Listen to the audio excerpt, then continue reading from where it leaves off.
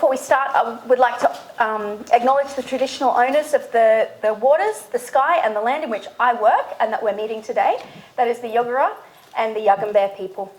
I would like to deeply thank the Myasthenia Gravis Association of Queensland for their physical and financial help to make sure that this project is what it is today and that we are here today because of them. We're also here today because of the Queensland Government. This is supported by Arts Queensland through their Queensland Arts Showcase program and Logan City Council through Regional Arts Development Fund, which is a collaboration between Arts Queensland and Logan City Council. I'm Chloe Wigg and this is OMG. OMG came about when I was diagnosed with Myasthenia gravis about 4 years ago.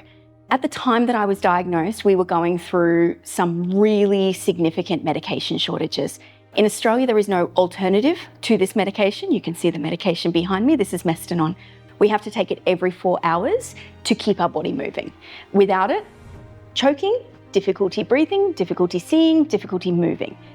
The snowflake motif represents Myasthenia gravis. Every person with myasthenia presents differently. It is difficult to diagnose. They are diagnosed differently and they react to medication differently. It is rare, it is hard to treat, and it is heat affected, and we are a hot country. Having a really significant rare disease that it impacts every aspect of your life, it can be so isolating. There are people on these walls here that haven't left their house in months. I wanted to give people with Myasthenia gravis the chance to tell their stories because it's the snowflake disease. It presents differently. My MG is unstable, it is responding-ish to treatment, but I am sometimes in a wheelchair, I am sometimes bedbound, I sometimes can't eat and choke and all those sorts of things. And if telling these stories and showing the general population, but also the medical community, how it can present and how differently it can present in every person, if that makes the next person's path to diagnosis quicker, then all of this effort was worth it.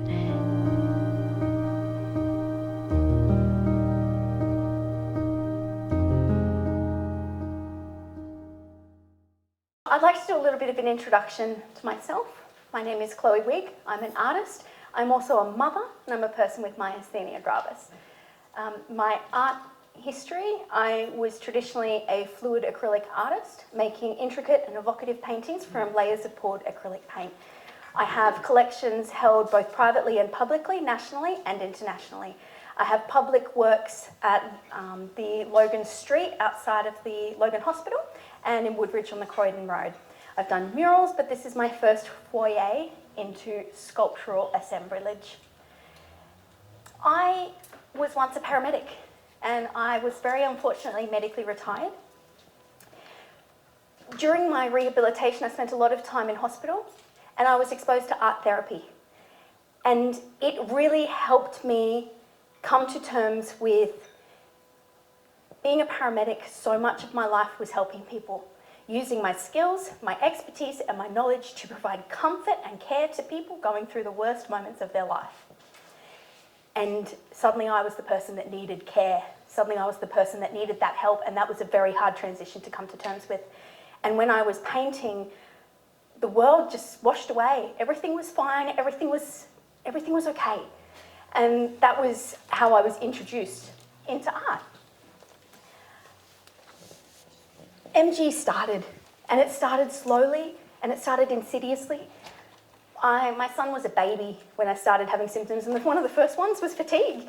I mean, how hard is it to diagnose a disease when the only symptom you have is just crushing and crippling fatigue? And I could see some nods. I mean, it's one of the big ones. And then I couldn't sing him to sleep. Still vague. You know, all of the symptoms were vague and vague and vague. And then here in 2021, very start of 2021, I had an exhibition called Natural Resilience. And I was comparing the Australian native landscape to the Australian people and how resilient we are to overcome adversity. And the stress and the strain of putting that exhibition up gave me a myasthenic crisis and I ended up in hospital. It's what I know now as myasthenic crisis, but at the time I didn't know. I couldn't breathe, I couldn't speak, I couldn't move. And people are asking me what's wrong and I can't talk to tell them. I mean, that is so terrifying. I can see nods. We all know that fear of sitting there suffocating and you are so weak that it's not like asthma where it's, you're breathing deeply and it's real, you don't have the energy, the muscles don't do it. So you're just sitting there and you know that you're not breathing properly, but you can't do anything about it, and it is very scary. Look at my little beeper. Okay, so I was diagnosed with myasthenia gravis. What is it? I'm not a doctor, so I'm giving you a layman's explanation, which actually I think some people would just appreciate. So myasthenia is a Greek word meaning muscle weakness. And gravis is a Latin word meaning grave or severe. So the name of the disease literally means grave or severe muscle weakness, which I think is the most perfect explanation for any disease that ever happened, ever. So it's a breakdown in the communication between the nerves and muscles. I mean, that's, to be really simplistic, that's what it is. The breakdown is between nerve ending, muscle starting. There, this little gap here. Normal people, they have a signal, goes into this gap, says, hey, move. Cool. When that muscle, finishes moving, they break that signal down, Bob's your uncle, you've stopped, lifting a dumbbell, walking, eating. But with MG, that signal isn't working properly. And so it causes many things. It causes fatigue and brain fog and double vision. Some people have ocular myasthenia gravis, where they get the double vision, the fatigue, the drooping eyelid. And some people have generalized myasthenia gravis. And that's where it affects their whole body. The weakness, the difficulty breathing, the difficulty speaking. This is called bulbular symptoms. You don't have the energy to finish a meal because your muscles in your jaw are too tired to chew anymore. So I guess I'm just not eating dinner tonight, off to bed. Sorry, this is really, but also you'll probably hear I'm tired now. So you'll hear my voice has started quite high and we'll just be getting lower as we go. Not a bad thing. So when I had my crisis and I was diagnosed, we wanted to do a trial of Mestinon. This is the drug up here. This is what this is all about. So I was in hospital and they said, I want to see you try and walk around the ward. I hadn't been able to walk by myself for months. I had sorry, that was really close to the microphone. I had a belt around so that I could hold on to my husband and he could hold on to the belt and sort of drag me around to get from like the bed to the toilet 3 meters. And so we got about 3 meters in this ward trial to try and see how far I could walk. They got the wheelchair, they got me back to my bed, and then they gave me Mestinon. We waited 20 minutes and I stood up and I walked around the ward. And my husband looked at me and I looked up at him, and that look of relief, he'd been watching his wife disintegrate in front of him for months. I hadn't been able to self-care, I hadn't been able to shower, and suddenly there's life-saving medication. I can move, I can walk, I can be a mum to my son and a wife to my husband, and I can participate in life again. That is a core memory, and I will never forget it. That feeling of relief, we finally know what's going on, and we have hope. Sorry for the tears. So how does pyridostigmine work? So Mestinon, pyridostigmine is its fancy name. So it works by stopping the breakdown of that signal. I mean, plain and simple, it just stops the breakdown of the neurotransmitter so that it floods this synaptic gap so that we can get those muscles moving. If anyone here without MG took Mestinon, you're watching, because it causes those muscles, it really encourages those signals. And so, diagnosis. Now I finally met the MGAQ. I had a diagnosis, knew what was going on, went to my first meeting, and I'm hearing all of these wonderful people that I had only met on support groups who have been telling me, it's okay, don't give up, you are not alone, here's some tips on how to get through eating when you're choking and all these things. And everyone's talking about their fear because we're going through a shortage. And I said, okay. And then I went to my pharmacy and I went to fill my script, and he said, we don't have it. I said, okay, I'll just have the generic, the off-label brand. He said, there is none. I said, what do you mean there is none? Okay, well, what's the other medication? Like if you're on heart meds, there's metoprolol and propranolol. Propranolol's the other one. I'll just get my doctor to write a script for the other one. They said, there is no other one. In Australia, there is no other drug. This drug here, Mestinon, pyridostigmine, we only have one in Australia, and when it is out, it is out. And this is a life-saving life-preserving and quality of life-giving drug. It is dire when it is not available, and it is really vital that I brought this message to the world, to Australia, that we have a right to have access to more than one medication to preserve our quality of life when there are shortages, because shortages are a part of life.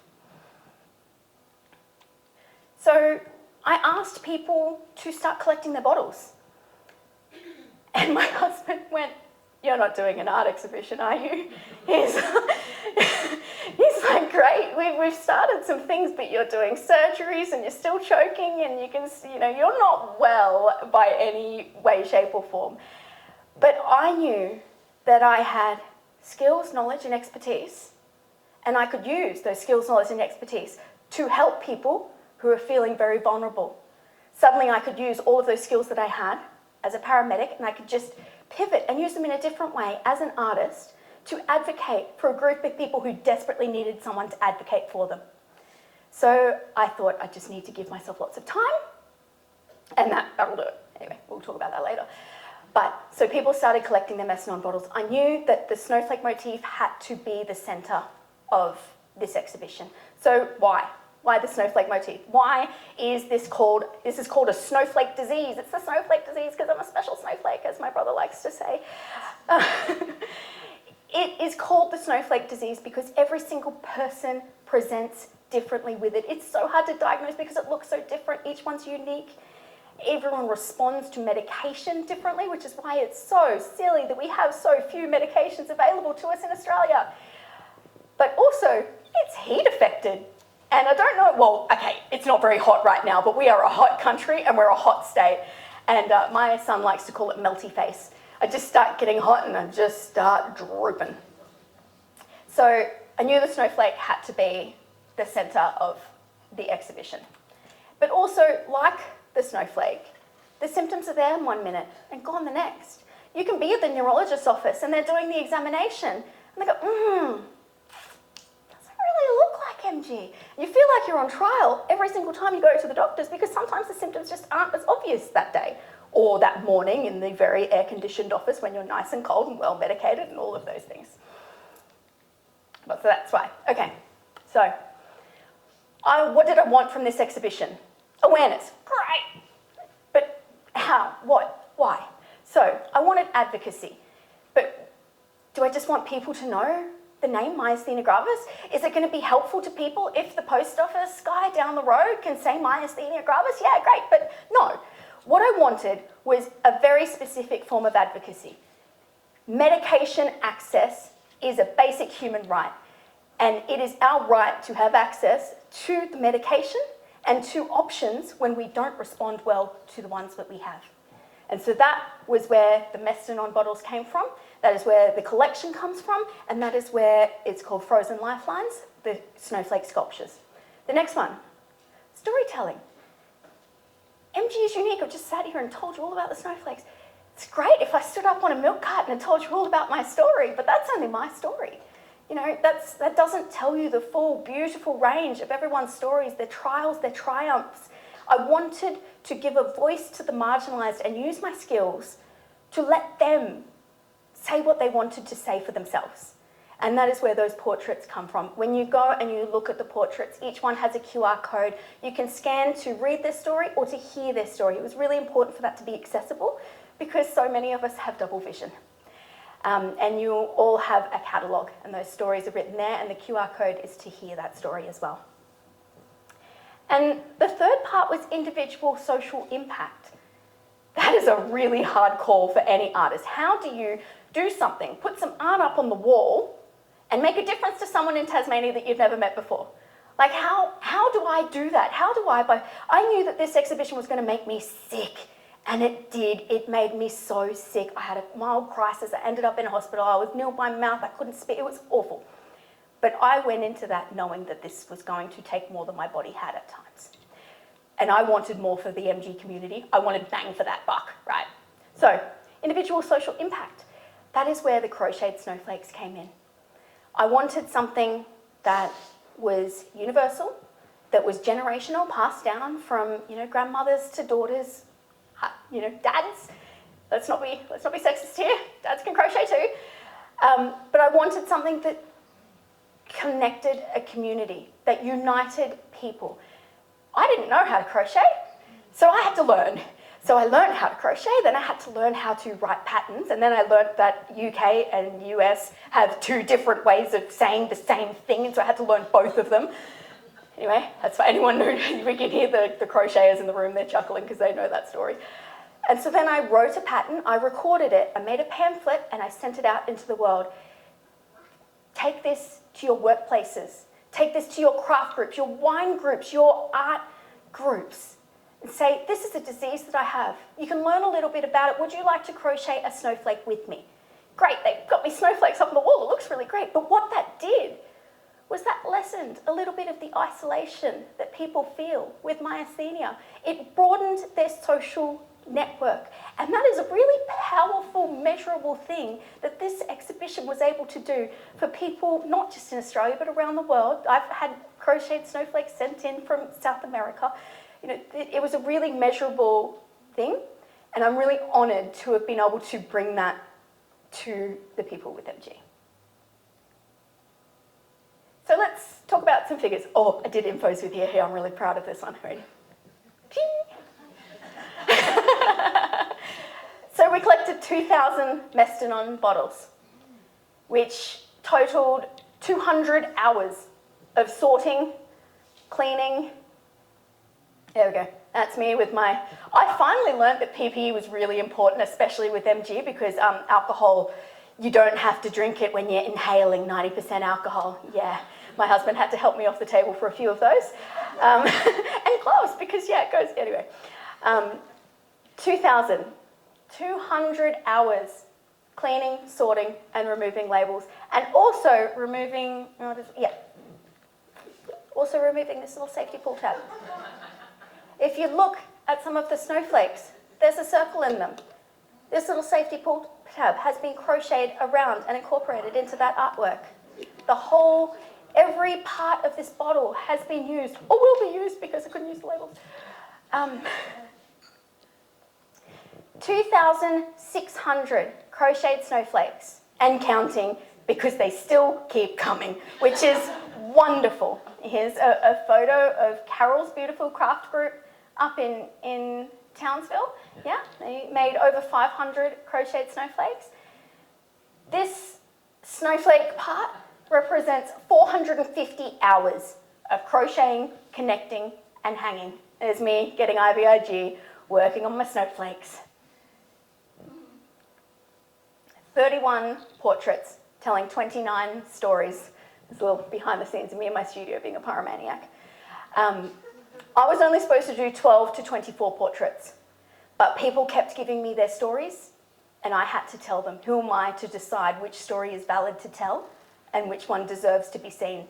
So I kept making portraits until my body said, you can't make any more portraits. It's me in my wheelchair. My studio is not wheelchair accessible, what I learned. It's not very safe. And we made a 40-page catalogue, which is going to have an endearing power of advocacy. I'm sure you have seen it, you have looked at it, you've read it. It is beautiful and it is magnificent, and it would not have happened without the MGAQ. And that video that we saw at the start, it has had 10,000 views on Instagram alone, over 150 shares. I have been getting messages from people all over the world who have seen it, who have thanked me and have said, thank you so much for bringing MG to the public and telling it in a beautiful, uplifting and vibrant way. So let's talk about, so you can see here, that's that safety pull ring. So let's talk about the exhibition. I mean, you've all seen it. If you haven't, like, that's awkward. It's a bit awkward. I mean, whoops, clearly didn't do it right if you didn't, like, anyway. So let's talk about it. So we've got snowflakes hanging in front of the doorway. I'm sure some of you are like, why is this? So that's intentional. It's to show you that when you get a rare disease, particularly what I felt and what a lot of people felt, is the isolation. That COVID showed us how much isolation sucks, right? But not all of us got to walk out of lockdown, you know? Some of us, that is our life. And I wanted to show that to understand MG and to hear these stories, you have to enter into their world. You have to come in to the isolation and to experience it with us. And so once you walk through, you see the snowflakes. And they show the beauty and the fragility and the vulnerableness and the uniqueness, how everyone is different. There's light side and dark side. Mestinon, it's amazing. Isn't it just an amazing drug? Like, suddenly you can move, you can breathe, you can eat, you can talk. Oh, I've got to walk in 10 minutes. Cool, I'll take that Mestinon 10 minutes early because I know that that will help me do it. You know, it's like having a best friend in your pocket. But it also tears your guts to pieces. Oh my goodness, it does not come without its downsides. You know, and all of the medications and the things, the rituximab, the IVIG, they come with their side effects. So these are frozen lifelines. And I called it frozen lifelines, even though I just keep calling it snowflakes. I called it frozen lifelines to honour the fact that when you get diagnosed with MG, a certain part of your life becomes static. You are focused wholly and solely on staying alive, on having medical treatments, and making sure that the side effects don't outweigh the benefits. And then we move on to the portraits. These beautiful, brave people. I mean, how brave is it to have your face, to just let someone use your face and make a portrait and know that it's just going to be spread around the world? Originally, I wanted to make these portraits and I really wanted it to show how MG can affect the face. And I was like, I will make a portrait of myself to show people what it would look like.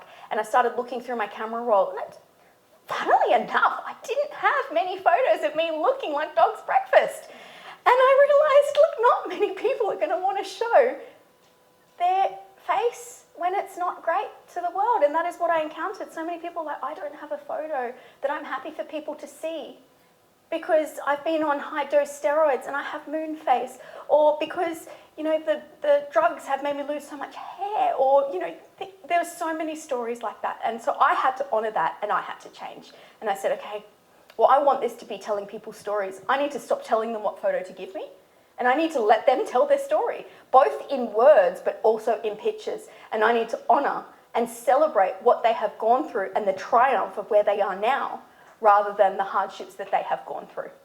I just wanted to point out this one. Beautiful Denise here.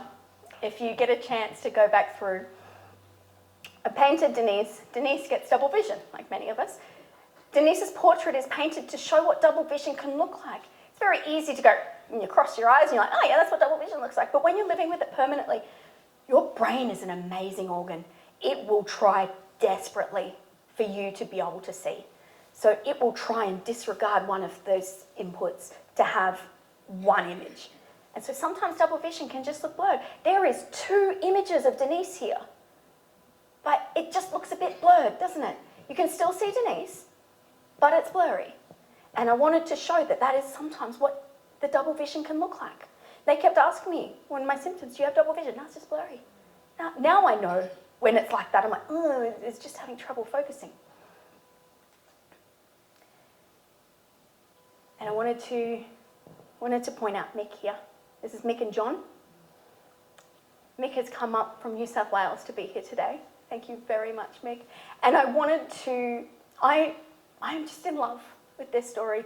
The mateship that was found through the social media groups, they both love motorcycles and they both have MG, and that sense of community and togetherness and helping a mate out. And that was just beautiful. And thank you, Mick, for sharing that story with us.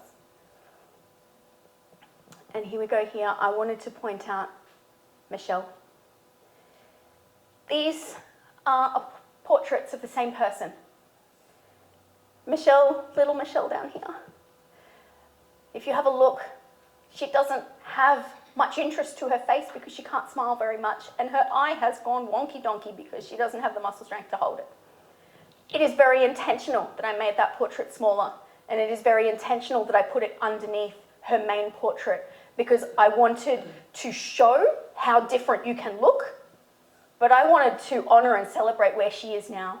All that she has overcome, having a thymectomy, having radiation, all that she has gone through. She's gained lots of weight from the steroids, but she doesn't lament it. She celebrates it because it's given her function, it's given her quality of life. And I wanted to celebrate Michelle where she is now and not focus on how bad it was.